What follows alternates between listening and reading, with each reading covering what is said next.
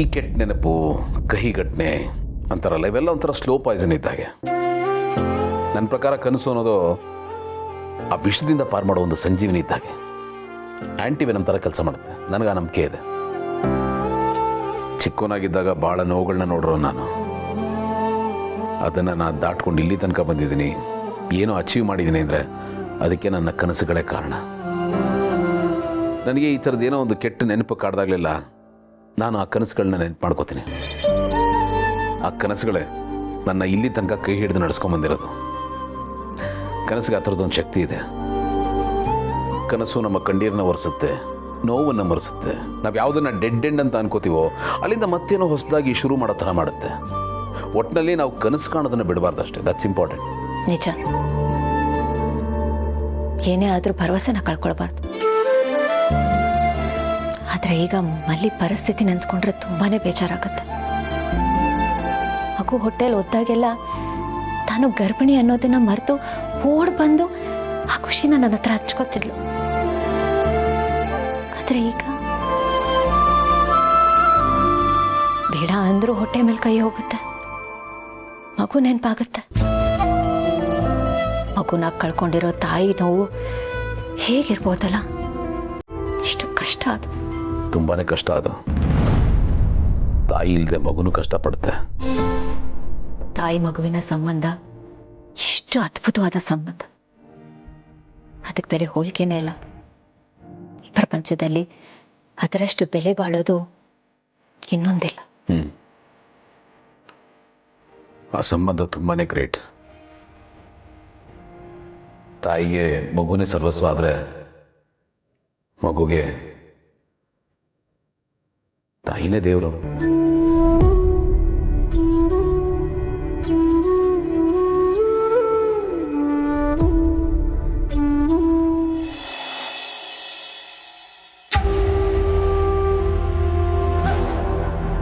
ಅಯ್ಯಯ್ಯೋ, ಇವಳು ಇಲ್ಲೇ ಇದ್ದಾಳೆ. ಎಲ್ಲೋಗಿದೆ ಅಂದರೆ ಏನು ಹೇಳಿ? ಅದಕ್ಕೆ ದೇವರೇ, ಎಷ್ಟೊತ್ತಾದರೂ ನೀವು ಮಲಗಿಲ್ವಾ?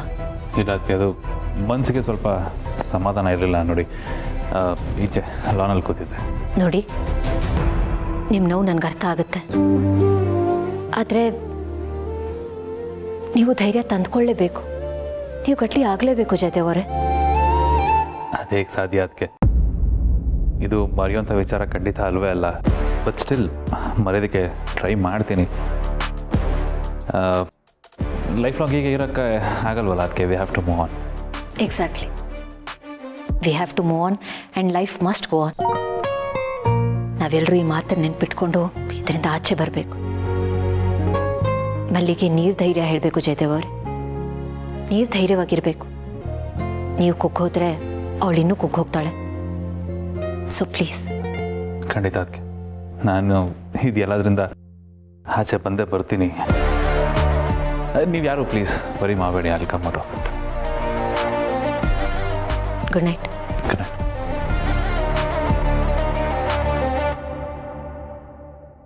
ಬಾ, ನೀಟಾಗಿ ಮ್ಯಾನೇಜ್ ಮಾಡಿದೆ.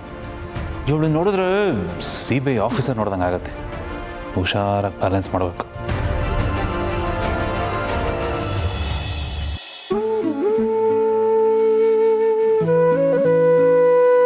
ಲೇ ಅಪರ್ಣ, ಇಷ್ಟೊತ್ತಾಯ್ತು ಇನ್ನೂ ಮಲಗೋದು ಬಿಟ್ಟು ಏನು ಚಿಂತೆ ಮಾಡ್ತಾ ಕೂತಿದ್ಯಾ?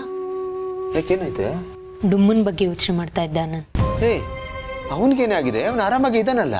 ಏನು ಆರಾಮಾಗಿದ್ದ ನಾನು? ಮಲ್ಲಿ ಮಗು ಹೋಯ್ತು ಅಂತ ನಮಗೆ ಇಷ್ಟು ಬೇಜಾರಾಗ್ತಿದೆ, ಇನ್ನು ಅವ್ನಿಗೆ ಎಷ್ಟು ನೋವಾಗಿರ್ಬೇಡ. ಮೊದಲೇ ತುಂಬ ಸೆಂಟಿಮೆಂಟಲ್ ಅವನು. ಎಷ್ಟು ನೊಂದ್ಕೊಂಡಿರ್ತಾನೋ ಏನೋ. ಅಂದರೆ ಈಗ ಅವ್ನು ನೊಂದ್ಕೊಂಡಿರ್ತಾನೆ ಅಂತ ನೀನು ನೊಂದ್ಕೊಂಡಿದ್ಯಾ? ಹ್ಞೂ, ಮತ್ತೆ ಬೇಜಾರಾಗದೇ ಇರುತ್ತಾ? ಪಾಪ ಅವನ ನೆನೆಸ್ಕೊಂಡ್ರೆ ಅಯ್ಯೋ ಅನ್ಸುತ್ತೆ. ಅವನಿಗೆ ಬುದ್ಧಿ ಬಂದಾಗಿಂದ ಖುಷಿಗಿಂತ ನೋವನ್ನೇ ಜಾಸ್ತಿ ನೋಡಿದ್ದಾನೆ. ಈ ಖುಷಿ ಅನ್ನೋದು ಅವ್ನ ಲೈಫಲ್ಲಿ ಲಿಮಿಟೆಡ್ ಪೀರಿಯಡ್ ಆಫರ್ ಥರ ಆಗೋಗಿದೆ. ಟೆಂಪರರಿ. ನೋವು ಅನ್ನೋದೇ ಪರ್ಮನೆಂಟ್ ಆಗೋಗಿದೆ. ಆ ನೋವಿಗೆ ಡುಮ್ಮ ಆದರೆ ಏನು ಇಷ್ಟನೋ ಗೊತ್ತಿಲ್ಲಪ್ಪ. ಮೇಲಿನ ಮೇಲೆ ನೋವು ತಿಂತಾನೇ ಇರ್ತಾನೆ. ಅದು ಹಾಗೆ ಚಿನ್ನ. ಅವನು ಎಲ್ಲರನ್ನೂ ತನ್ನವರು ಅನ್ಕೋತಾನೆ, ಎಲ್ರಿಗೂ ಪ್ರೀತಿ ತೋರಿಸ್ತಾನೆ. ಅವ್ರಿಗೇನಾದರೂ ಆದರೆ ತನಗೇ ಆಯಿತು ಅಂತ ನೊಂದ್ಕೋತಾನಲ್ಲ, ಅದಕ್ಕೆ ಅವನಿಗೆ ನೋವು ಜಾಸ್ತಿ. ನೋಡೋಕ್ಕೆ ಒಂದು ದೊಡೂತಿ ದೇಹ, ಆದರೆ ಅವನ ಹೃದಯ ಮಾತ್ರ ಪುಟ್ಟ ಮಗು ಥರ. ತುಂಬ ಸೂಕ್ಷ್ಮ ಅವನು, ಭಾವನಾ ಜೀವಿ ಅಂತೀವಲ್ಲ ಹಾಗೆ. ಯಾವಾಗಲೂ ಇನ್ನೊಬ್ರಿಗೋಸ್ಕರ ಮಿಡಿತಾನೆ ಇರುತ್ತೆ, ಇನ್ನೊಬ್ರ ನೋವಿಗೆ ಅಯ್ಯೋ ಅಂತಿರುತ್ತೆ. ನಿಜ, ಆದರೆ ಅವ್ನು ನೋವು ತಿನ್ನೋದು ನೋಡಿದ್ರೆ ನಮಗೂ ನೋವಾಗುತ್ತಲ್ಲ. ಅವ್ನು ಯಾಕೆ ಇಷ್ಟೊಂದು ಸೆಂಟಿಮೆಂಟಲ್ಲು? ಎಲ್ರ ತನನೇ ಅವನು ಆರಾಮಾಗಿರ್ಬೋದಲ್ಲ ಅಂತ ಅನ್ಸುತ್ತೆ. ನೀನು ಹೇಳ್ತಾ ಇರೋದು ಕರೆಕ್ಟೇ, ಆದರೆ ಒಂದು ವಿಷಯ ನೆನಪಲ್ಲಿ ಇಟ್ಕೋ. ಈಗ ನಮ್ಮ ಸುತ್ತಮುತ್ತ ಪ್ರಪಂಚ ಚೆನ್ನಾಗಿದೆ, ಬದುಕೋದಕ್ಕೆ ಯೋಗ್ಯವಾಗಿದೆ ಅಂದರೆ ಅದು ಇಂಥವರಿಂದ ಮಾತ್ರ. ಇಂಥವ್ರ ಸಂಖ್ಯೆ ಕಡಿಮೆ ಇರ್ಬೋದು. ಇಂಥವ್ರು ನೋಡಿದಾಗ ಬೇರೆಯವ್ರಿಗೆ ಯಾವನಪ್ಪ ಇವನು ಎಮೋಷ್ನಲ್ ಫುಲ್ ಅಂತಾನು ಅನ್ನಿಸ್ಬೋದು. ಆದರೆ ಇಂಥವರಿಂದ ಸಮಾಜಕ್ಕಾಗೋ ಉಪಯೋಗ ಇದೆಯಲ್ಲ, ಅದು ತುಂಬಾ ದೊಡ್ಡದು. ಅದನ್ನು ಮರಿಬಾರ್ದು ನಾವು. ಅದರಲ್ಲೂ ಸ್ವಾರ್ಥದ ಹಿಂದೆ ಓಡ್ತಾ ಇರೋ ಇವತ್ತಿನ ಪ್ರಪಂಚಕ್ಕೆ ಗೆಳೆಯನಂಥವ್ರ ಅಗತ್ಯ ತುಂಬಾ ಇದೆ. ಅಳಿವಿನಂಚಿನ ಪ್ರಾಣಿ ಪಕ್ಷಿ ಅಂತೀವಲ್ಲ, ಆ ಕೆಟಗರಿಗೆ ಸೇರಿದವನು ಇವನು. ಬೇಕಾದ್ರೆ ಬರೆದಿಟ್ಕೊಂಬಿಡು. ಇಂಥವರೆಲ್ಲ ಖಾಲಿಯಾದ ದಿವಸ ಪ್ರಪಂಚ ಪ್ರಳಯ ಆಗ್ಬಿಡುತ್ತೆ. ಹಾಗೆ ನೋಡೋಕೋದ್ರೆ ಸೆಂಟಿಮೆಂಟ್ಸ್ ಇರೋರು ಫೂಲ್ ಅಲ್ಲ. ಸೆಂಟಿಮೆಂಟ್ಸ್ನ ಬಿಟ್ಟು ನಮ್ಮನ್ನು ನಾವು ಬುದ್ಧಿವಂತರು, ಮೇಧಾವಿಗಳು, ಪ್ರಾಕ್ಟಿಕಲ್ ಆಗಿ ಬದುಕ್ತಾ ಇದ್ದೀವಿ ಅಂತ ಬದುಕ್ತಿರ್ತಾರಲ್ಲ, ಅವರು ದೊಡ್ಡ ಫೂಲ್ಗಳು. ಅದು ಅವ್ರಿಗೆ ಇವಾಗ ಅರ್ಥ ಆಗಲ್ಲ ಚಿನ್ನ, ಕೊನೆಗೊಂದು ದಿವಸ ಅರ್ಥ ಆಗುತ್ತೆ. ಇರಲಿ ಬಿಡು, ಪ್ರತಿ ಎಂಡಿಗೂ ಒಂದು ಸ್ಟಾರ್ಟ್ ಅಂತ ಇದ್ದೇ ಇರುತ್ತೆ. ಫುಲ್ ಸ್ಟಾಪೇ ಕೊನೆ ಅಲ್ಲ, ಆಮೇಲೂ ಸೆಂಟೆನ್ಸ್ ಇರುತ್ತಲ್ವಾ. ಏನು ಹೇಳ್ತಾ ಇದೆಯಾ? ಅದೇ ಚಿನ್ನ, ಇಷ್ಟು ದಿವಸ ತನ್ನ ತಮ್ಮಂದ್ರಿಗೆ ಮಕ್ಕಳಾಗ್ಲಿ, ತಂಗಿರಿಗೆ ಮಕ್ಕಳಾಗ್ಲಿ ಅಂತ ಕಾಯ್ತಾ ಇದ್ದ. ಅವ್ರ ಮಕ್ಕಳನ್ನೇ ತನ್ನ ಮಕ್ಕಳು ಅಂತ ಅನ್ಕೋತೀನಿ ಅಂತ ಹೇಳ್ತಾ ಇದ್ದ. ಆದರೆ ಈಗ ತನಗೆ ಯಾಕೆ ಮಕ್ಕಳಾಗಬಾರ್ದು ಅಂತ ಯೋಚಿಸಕ್ಕೆ ಶುರು ಮಾಡ್ತಾನೆ, ಕನ್ಸು ಕಾಣಕ್ಕೆ ಶುರು ಮಾಡ್ತಾನೆ. ಅವನ ಕನ್ಸು ಆದಷ್ಟು ಬೇಗ ನನ್ಸಾಗ್ಲಿ ಅಂತ ನಾನು ಕಾಯ್ತಾ ಇದ್ದೀನಿ. ಹೌದಲ್ವಾ? ಆ ಪಾಸಿಬಿಲಿಟೀಸು ಇದೆ ಅಲ್ವಾ? ಇಷ್ಟು ದಿವಸ ಅವನು ತಮ್ಮಂದ್ರಿಗೋಸ್ಕರ, ತಂಗಿರಿಗೋಸ್ಕರ, ಅಮ್ಮನಿಗೋಸ್ಕರ ಅಂತ ಬದುಕ್ತಾ ಇದ್ದ. ಆದರೆ ಇನ್ನು ಮುಂದಕ್ಕೆ ಅದು ಬದಲಾಗಬೇಕು. ಅವನಿಗೂ ಮಕ್ಕಳು ಮರಿ ಅಂತಾಗಿ ಅವನಿಗೋಸ್ಕರ ಅಂತ ಬದುಕಕ್ಕೆ ಶುರು ಮಾಡಬೇಕು. ತಾನು, ತನ್ನ ಹೆಂಡತಿ, ತನ್ನ ಮಗು ಅಂತ ಅವನೇ ಒಂದು ಪುಟ್ಟ ಪ್ರಪಂಚನ ಕ್ರಿಯೇಟ್ ಮಾಡ್ಕೋಬೇಕು. ಆ ಪ್ರಪಂಚದಲ್ಲಿ ಬರೀ ಪ್ರೀತಿನೇ ತುಂಬಿರಬೇಕು. ಅಲ್ಲಿ ಅವನು ಖುಷಿಯಾಗಿರ್ಬೇಕು. ಅವರು ಖುಷಿಯಾಗಿರೋದನ್ನ ನೋಡಿ ನಾನು ನೀನು ಕಣ್ಣು ತುಂಬ್ಕೋಬೇಕು. ಅದೇ ನನ್ನ ಆಸೆ ಚಿನ್ನ. ಹೌದು ಆನಂದ್, ನನ್ನ ಆಸೆ ಕೂಡ ಅದೇ.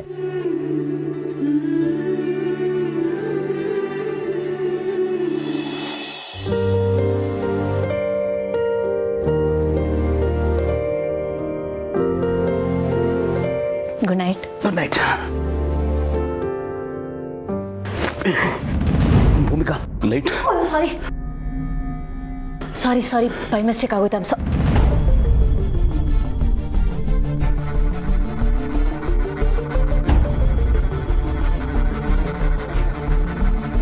ಗೌತಮ್ ಅವರೇ, ಕತ್ಲಂದ್ರೆ ನೀವು ಯಾಕೆ ಈ ರೀತಿ ರಿಯಾಕ್ಟ್ ಮಾಡ್ತೀರಾ? ಯಾಕೆಂದ್ರೆ ಬೆಳಕಿಲ್ಲ ಅಂದರೆ ನನಗೆ ತುಂಬ ಭಯ. ನಾನು ಯಾವುದನ್ನಾದ್ರೂ ದ್ವೇಷಿಸ್ತೀನಿ ಅಂದರೆ ಅದು ಕತ್ಲು ನನ್ನ ಕಂಗಾಲು ಮಾಡಿಬಿಡುತ್ತೆ, ಕಾಡುತ್ತೆ. ತುಂಬ ಕೆಟ್ಟದ್ದು. ನಾನು ತುಂಬ ದಿನದಿಂದ ಕೇಳಬೇಕು ಅಂದ್ಕೊಂಡಿದ್ದೆ, ನಿಮಗೊಂದು ಕೇಳ್ಬೋದಾ? ಅಲ್ಲ ಗೌತಮ್ ಅವರೇ, ಸಾಮಾನ್ಯವಾಗಿ ಚಿಕ್ಕ ಮಕ್ಕಳು ಕತ್ಲು ಅಂದರೆ ಹೆದರ್ತಾರೆ. ಅವ್ರು ದೊಡ್ಡವ್ರು ಆಗ್ತಾ ಆ ಭಯನೂ ಹೊಟ್ಟೋಗುತ್ತೆ. ಬಟ್ ನಿಮ್ಮ ವಿಷಯದಲ್ಲಿ ಹಾಗಲ್ಲ. ನೀವು ಬೆಳೆದು ದೊಡ್ಡವರಾದರೂ ಆ ಭಯ ನಿಮ್ಮಲ್ಲಿ ಹಾಗೆ ಉಳ್ಕೊಂಡಿದೆ. ಆ ಭಯ ಈಗಲೂ ಹಾಗೆ ಉಳ್ಕೊಂಡಿದೆ ಅಂದರೆ ಅದಕ್ಕೆ ಬಲವಾದ ಕಾರಣ ಇರಬೇಕು.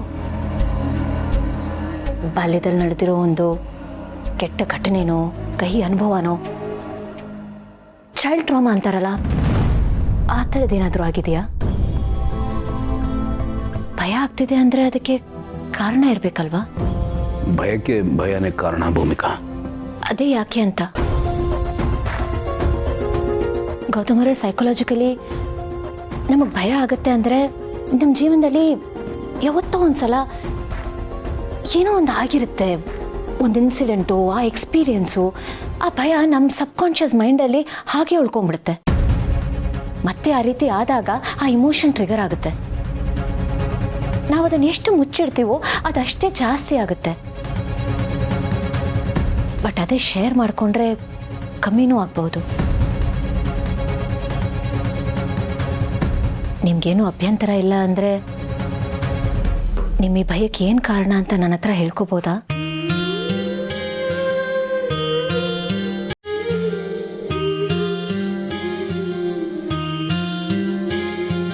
ನನ್ನಮ್ಮ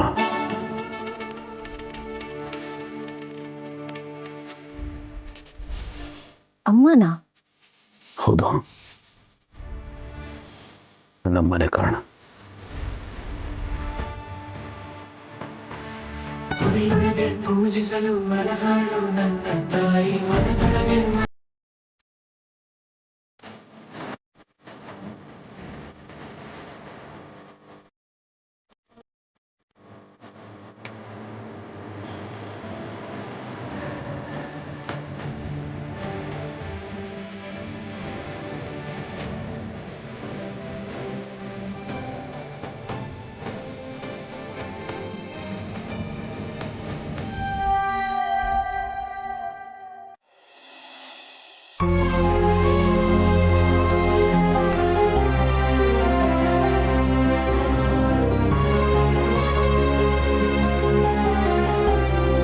ಇವಳೇನೋ ಜಡಿ ಮಲಗ್ದೇನು ಹಿಂಗೆ ಕೂತಿಯಾಳೆ.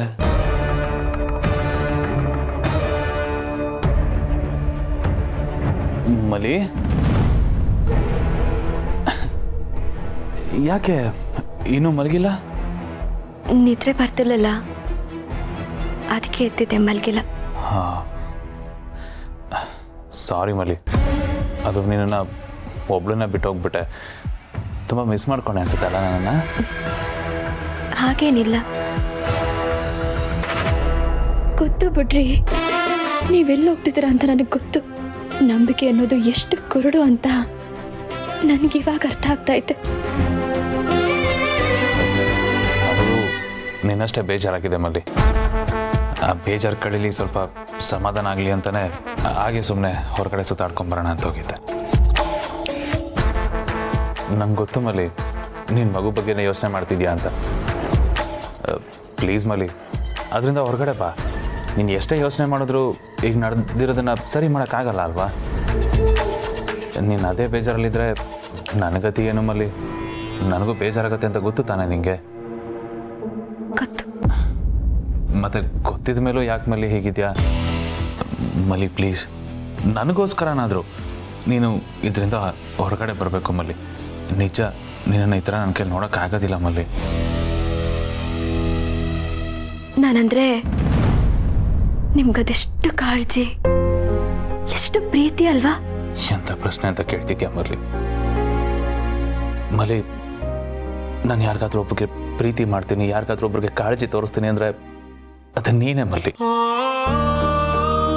ನನಗೆ ನೀನೇ ಅಲ್ಲ. ನನಗೆ ನನ್ನವರು ಅಂತ ಯಾರಾದರೂ ಒಬ್ರು ಇದ್ದಾರೆ ಅಂತಂದರೆ ಅದು ನೀನೇ ಮಲ್ಲಿ. ದಯವಿಟ್ಟು ಈ ಥರ ಕಣ್ಣೀರು ಹಾಕ್ಬೇಡ ಮಲ್ಲಿ.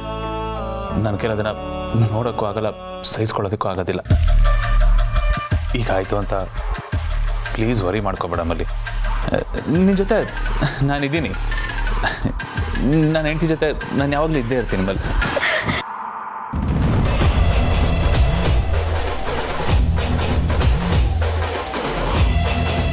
ಮಲ್ಲಿ, ಈಗ ಯಾಕೆ ಏನಾಯಿತು? ನೋವು ಜಾಸ್ತಿ ಇದೆ, ಅದಕ್ಕೆ ದೂಕ್ತೆ. ನೋವು? ಸಾರಿ ಮಲ್ಲಿ, ಸಾರಿ ಮರ್ತ್ಬಿಟ್ಟೆ ನಾನು. ಸಾರಿ. ನಾನೊಂಚೂರು ವಾಶ್ರೂಮ್ಗೆ ಹೋಗಿ ಬಂದ್ಬಿಡ್ತೀನಿ.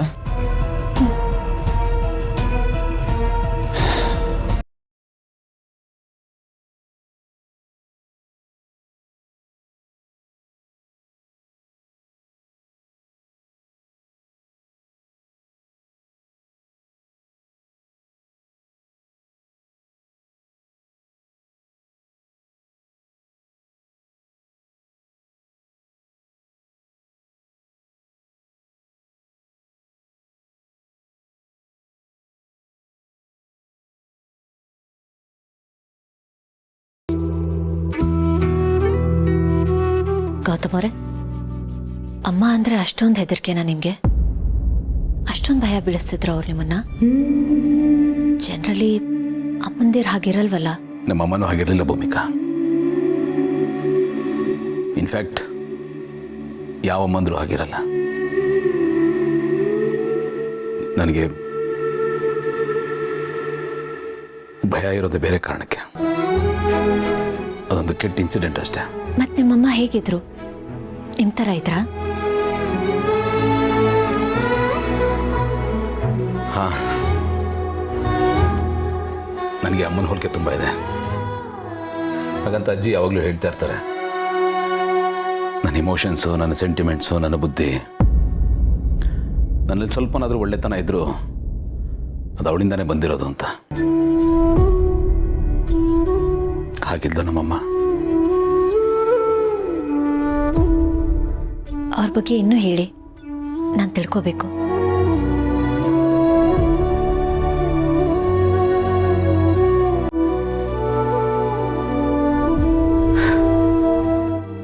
ನಮ್ಮಮ್ಮ ತುಂಬ ಲಕ್ಷಣವಾಗಿದ್ಲು ಭೂಮಿಕಾ. ಬುದ್ಧಿವಂತೆ, ಪ್ರತಿಭಾವಂತೆ. ಅವಳಿಗೆ ಗೊತ್ತಿಲ್ಲ ಅನ್ನೋದೇ ಯಾವುದೂ ಇರಲಿಲ್ಲ. ಎಲ್ಲದರಲ್ಲೂ ಆಸಕ್ತಿ, ಬಹಳ ಜೀವಂತಿಕೆ ಇತ್ತು ಅವಳಲ್ಲಿ. ನಾನು ಅಂದರೆ ಬಹಳ ಇಷ್ಟ ಅವಳಿಗೆ. ನೀನು ನನ್ನ ಥರನೇ ಇದೆಯಾ, ನನ್ನ ಬಣ್ಣ ತೊಗೊಂಡು ಹುಟ್ಟಿದ್ಯಾ, ಅದಕ್ಕೆ ನೀನು ಹುಟ್ಟಿದ ತಕ್ಷಣ ನನ್ನ ಕಣ್ಣು ಸುತ್ತ ಡಾರ್ಕ್ ಸರ್ಕಲ್ ಆಗಿದೆ, ಕಪ್ಪು ಬಣ್ಣ ಆಗಿದೆ ಅಂತ ಹೇಳೋಳು. ನನಗೂ ಅಷ್ಟೇ ಬಹಳ ಇಷ್ಟ ನಮ್ಮಮ್ಮ. ನನಗೆ ಬಹಳ ಮುದ್ದಾಡ್ತಾ ಇದ್ಲು, ಪ್ರೀತಿ ಮಾಡ್ತಿದ್ಲು, ಎಲ್ಲವೂ ಅವಳೇ ಆಗಿದ್ಲು. ಈ ಎಳೆಯ ಆಕಳಕರು ಯಾವಾಗಲೂ ತನ್ನ ತಾಯಿ ಸುತ್ತಾನೆ ಸುತ್ತಾಡ್ತಲ್ಲ, ಹಾಗೆ ನಾನು ಯಾವಾಗಲೂ ಅವಳು ಸುತ್ತಾನೆ ಸುತ್ತಾಡ್ಕೊಂಡಿರ್ತಿದ್ದೆ. ಇವಾಗ ಒಂದು ಗುಬ್ಬಚ್ಚಿ ಹಾರೋಯ್ತು, ಈಗ ಎರಡನೇ ಗುಬ್ಬಚ್ಚಿ ಕೂಡ ಹಾರೋಗುತ್ತೆ. ಈಗ ಉಳಿದಿದ್ದು ಎಷ್ಟು ಗುಬ್ಬಚ್ಚಿ? ಒಂದು ಗುಬ್ಬಚ್ಚಿ. ಹಾ, ಈ ಗುಬ್ಬಚ್ಚಿ ಕೂಡ ಎಲ್ಲ ಗುಬ್ಬಚ್ಚಿ ಜೊತೆ ಹಾರೋಗ್ಬಿಡುತ್ತೆ ಅಲ್ವಾ?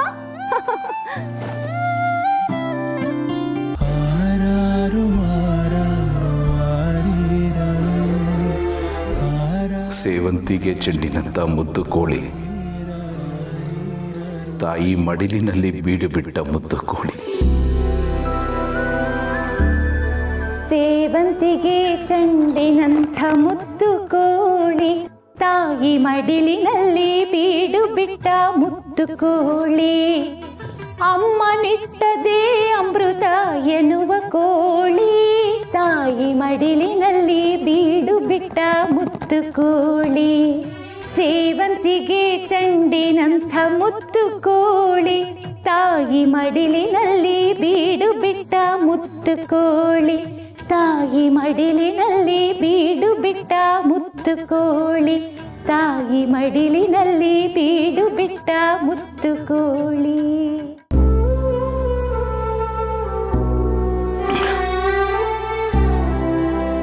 ನಮ್ಮಮ್ಮ ಎಲ್ಲ ವಿಷಯದಲ್ಲೂ ಮುಂದೆ ಇದ್ಲು ಭೂಮಿಕಾ. ಅಡುಗೆ, ಹಾಡು, ರಂಗೋಲಿ, ಪೇಂಟಿಂಗು, ಕುಸುರಿ ಕೆಲಸ. ನಾನಾಗಲೇ ಹೇಳಿದ್ನಲ್ಲ, ಅವಳಿಗೆ ಗೊತ್ತಿಲ್ಲ ಅನ್ನೋದೇ ಯಾವುದೂ ಇರಲಿಲ್ಲ. ಅವಳು ತುಂಬ ಪುಸ್ತಕಗಳನ್ನ ಓದ್ತಾ ಇದ್ಲು, ನಮಗೂ ಓದಿಸ್ತಾ ಇದ್ಲು. ಬರೀ ಸ್ಕೂಲ್ ಪಾಠ ಓದೋದಷ್ಟೇ ಮುಖ್ಯ ಅಲ್ಲ, ಪ್ರಪಂಚ ಜ್ಞಾನ ಇರಬೇಕು ಅಂತ ಮನೆಗೆ ಬರೋ ಮ್ಯಾಗಝೈನ್ಸು, ನ್ಯೂಸ್ ಪೇಪರ್ಸು ಎಲ್ಲನೂ ಓದೋ ಥರ ಮಾಡ್ತಾಯಿದ್ಲು. ಮಕ್ಕಳು ಬಾವಿ ಕಪ್ಪೆ ಥರ ಆಗಬಾರ್ದು, ಎಲ್ಲನೂ ತಿಳ್ಕೊಂಡಿರಬೇಕು, ಎಲ್ಲ ಗೊತ್ತಿರಬೇಕು ಅಂತ ಹೇಳೋಳು. ಇವತ್ತು ನಾನೇನಾದರೂ ದೊಡ್ಡ ಬಿಸ್ನೆಸ್ ಮ್ಯಾನ್ ಆಗಿದ್ದೀನಿ, ನನಗೇನೋ ವ್ಯವಹಾರ ಜ್ಞಾನ ಇದೆ, ಲೋಕಜ್ಞಾನ ಇದೆ ಅಂದರೆ ಅದೆಲ್ಲ ನನ್ನ ತಾಯಿ ಕಟ್ಟಿಕೊಟ್ಟಿತ್ತು. ಎಲ್ಲ ನೋಡದೆ ಬಳುವಳಿ.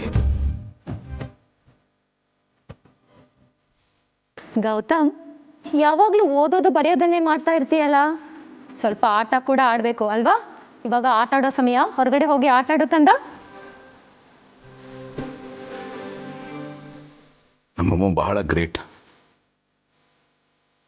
ಬಹಳ ಸ್ವಾಭಿಮಾನಿ, ಅಷ್ಟೇ ಹಠಮಾರಿ. ಅವಳ ಸ್ವಾಭಿಮಾನಕ್ಕೆ, ಗೌರವಕ್ಕೆ ಧಕ್ಕೆ ಬಂದರೆ ಸ್ವಲ್ಪನೂ ಸಹಿಸ್ತಾ ಇರಲಿಲ್ಲ.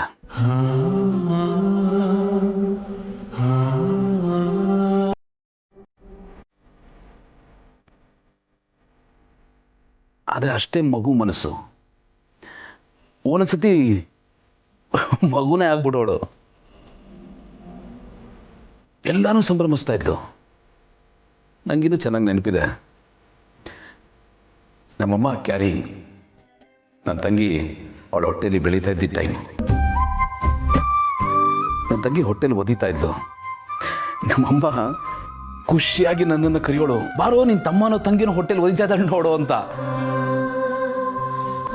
ನಾನು ಓಡೋಗ್ತಾ ಇದ್ದೆ, ಹೊಟ್ಟೆ ಮುಟ್ಟು ನೋಡ್ತಾ ಇದ್ದೆ, ಫೀಲ್ ಮಾಡ್ತಾ ಇದ್ದೆ. ನನಗೂ ಖುಷಿ ಆಗ್ತಿತ್ತು, ಅವಳು ಖುಷಿ ಪಡ್ತಾ ಇದ್ಲು.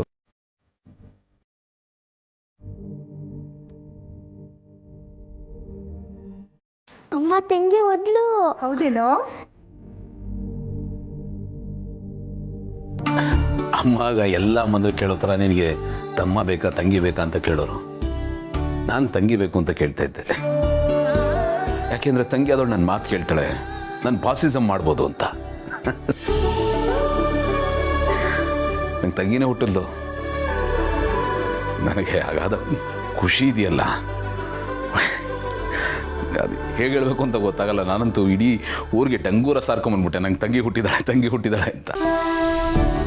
ವಾ, it was a fantastic moment. ನಿಮಗೆ ತಂಗಿನೂ ಇದ್ದಾರಾ? ಅವ್ರ ಬಗ್ಗೆ ಯಾವತ್ತೂ ಹೇಳಲೇ ಇಲ್ಲ. ಹೇಳಬಾರ್ದು ಅನ್ನೋ ಥರದ್ದೆಲ್ಲ ಏನೂ ಇರಲಿಲ್ಲ ಭೂಮಿಕಾ, ಸಂದರ್ಭ ಬಂದಿರಲಿಲ್ಲ ಅಷ್ಟೆ. ಕೆಲವಷ್ಟನ್ನು ನೆನಪು ಮಾಡಿಕೊಂಡಷ್ಟು ಅದು ಜಾಸ್ತಿ ನೋವೇ ಕೊಡುತ್ತೆ. ಹಾಗಾಗಿ ನಾನು ಯಾರ ಹತ್ರ ಅದು ಮಾತಾಡ್ತಾ ಇರಲಿಲ್ಲ. ಇನ್ಫ್ಯಾಕ್ಟ್ ಮನೇಲಿ ಯಾರೂ ಆ ವಿಷಯ ಮಾತಾಡ್ತಿರ್ಲಿಲ್ಲ. ಗೋಧಿ ಮುಚ್ಚಿದ ಕೆಂಡದ ಹಾಗೆ ಅದು ನಮ್ಮ ಮನಸ್ಸೊಳಗಡೆನೇ ಇರುತ್ತೆ.